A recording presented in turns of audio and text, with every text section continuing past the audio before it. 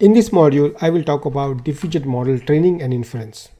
Recall that a diffusion model takes in a noisy latent image as an input, and it learns to predict a noise from the image itself, which can then later be subtracted from the image so that we can get a clean image, right? That's what the diffusion model does. So the important piece in the diffusion model is a noise scheduler.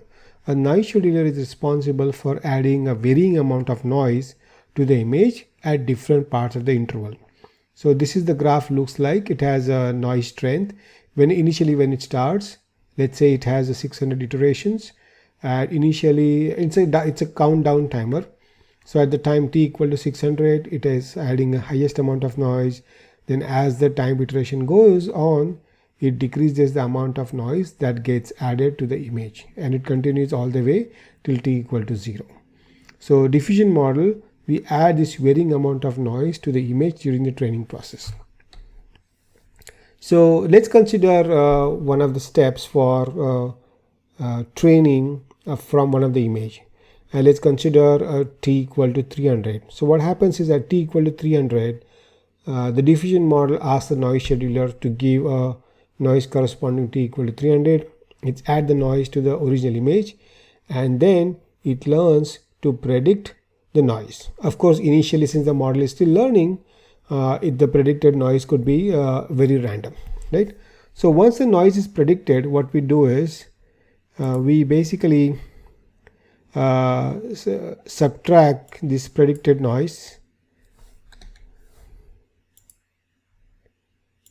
So once this noise is predicted, what we do is we subtract this predicted noise from the original image to get image with a slightly better quality. Now this is an estimate at t equal to 0. Although we were at t equal to 300, by subtracting the noise, we'll get the estimate at t equal to 0. Now we need to get back to t equal to 300. So in order to do that, what we do is whatever the noise the model has predicted, we computed the new image after subtracting the noise. What we do is we add back the estimate at t equal to 0, right? That's the model is generated, and we add the 90% of the predicted noise. This was the original noise, and we add the 90% of the predicted noise back into the image to get an estimate at 3 equal to 300. And this, as you can see, this image is slightly better. It has slightly lesser noise as compared to the original image, right? And then what we do is we feed back this image back to the model. The model can again generate the predict the noise from this. Then we subtract the noise from the image, and then we add the 90% of the noise back into the image to get back a lesser noisy image, right? And this process continues for t equal to 600 times for a single image, right? And at the end of that process, we hope to get an image with a lesser noise. Then what we do is this is the process just for one image, right? Then we repeat the process for a batch of images, right? Like for each image, we go through the 600 iterations to compute the noise and get to an image with a less noise. Then once a batch of image, the processing is completed, this is called a forward diffusion process. Once a batch is computed, we compute the loss, and then we compute the gradients, and we update the weights of the model so that the model moves in the direction of getting a lesser noisy image. And we repeat that process with the next set of batches until all images are exhausted. Once all the images are exhausted, we again go back to the same image set for a number of times decided by the epoch parameter of the model. That's how the model gets trained.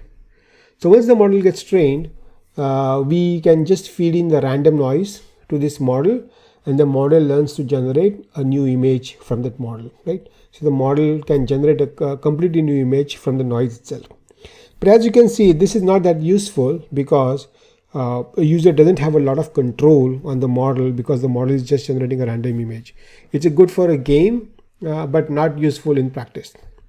So what we do is we add something called a text prompt conditioning, where we can add a text prompt to the image, okay, along with the noise, right? And again we repeat the training process. The training process mostly remains same. Only what is changing is we add the text prompt as an input to the model, and this text prompt corresponds to the image that was there in this training process, right? This is the image of a Hawaii beach, and the prompt is saying beautiful morning in Hawaii. Now what model does is, model has a clip model inside. The clip model converts the text input into a multi-model embeddings, and then that gets fed to the VAE encoder along with the noisy image, and the VAE encoder concatenates these two embeddings and that's forwards to the model, right? So basically, as compared to the earlier input, instead of just noise, now we are feeding in a text prompt embeddings also to the model, and this gives a generally hint to the model so that about what exactly is contained in the image. Okay, rest of the process remains exactly same.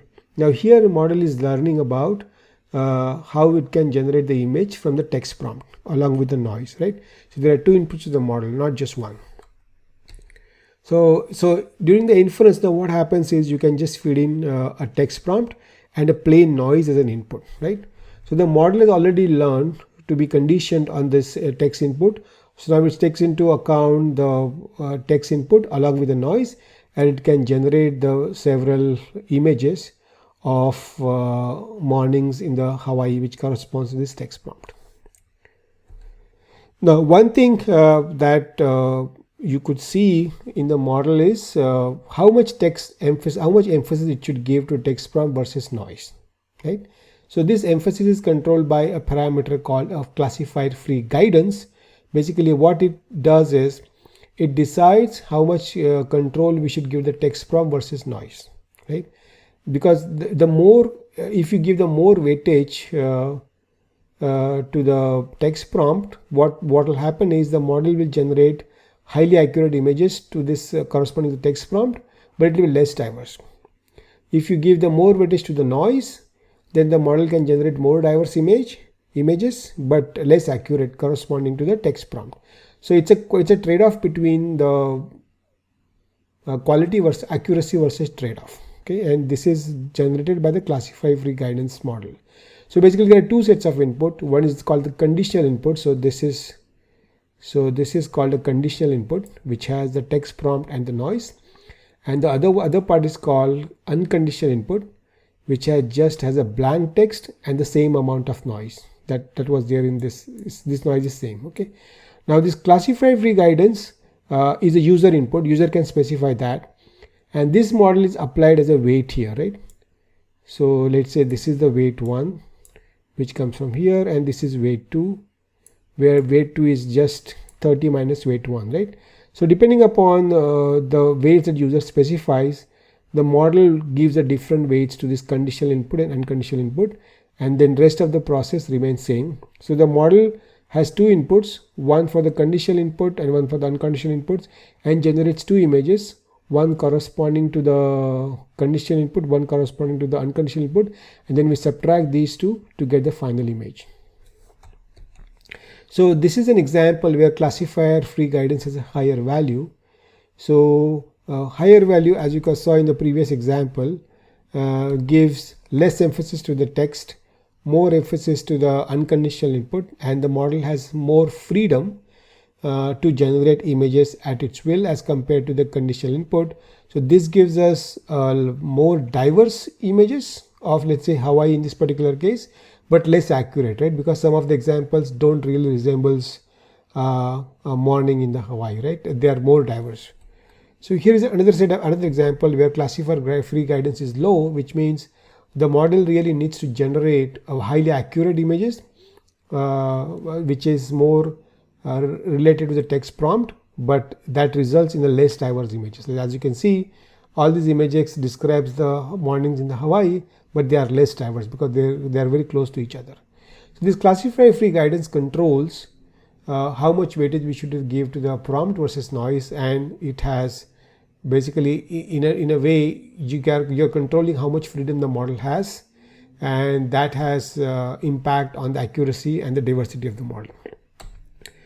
So in addition to this text prompt, we could also give image as conditioning. So here, in addition to the text prompt, we also feed in an image plus noise as an input, and then basically the model learns to condition on both text as well as prompt, and it can generate these images which are closer to the prompt as well as image. Now again, just like we have a classifier free guidance for text, we also have a denoising strength for image, which describes how much weightage model should give to the image conditioning. And this parameter has the value between 0 and 1, right? So the lower value of denoising strength means that you should add a lower noise to the image, which means the model should give more weightage to the image, and higher value of denoising strength, that means you add high amount of noise to the image, which means the model gives lesser weightage to the image. Rest of the things remain same. So this is how the denoising diffusion model can be trained, and how it can be inferred and generate the new images based on text prompt as well as the image conditioning.